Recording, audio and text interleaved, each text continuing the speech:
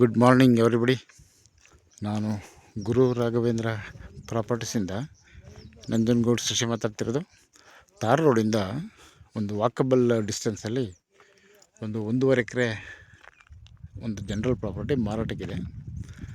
ನೋಡಿ, ಈ ಬೈಕ್ ನಿಂತಿದೆಯಲ್ಲ, ತಾರ್ ರೋಡಿಂದ ಇಲ್ಲಿ ತನಕ ಒಂದು ಚೈನ್ ರಸ್ತೆ ಇದು ಬಂಡಿದಾರಿ ಅಂತ ಇದು ಸ್ಕೆಚ್ಚೆಲ್ಲ ಇದೆ.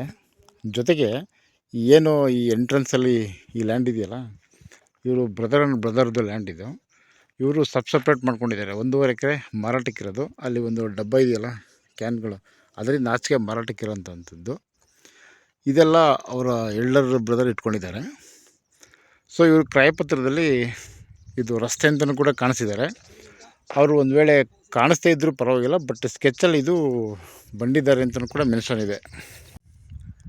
Okay, thanks for watching.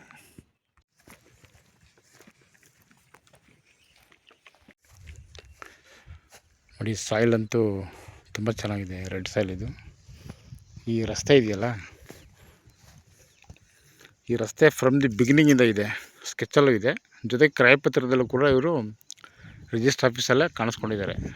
So ಹಾಗಾಗಿ ಯಾವುದೇ ರೀತಿಯ ತೊಂದರೆ ಇಲ್ಲ ರಸ್ತೆಗೆ.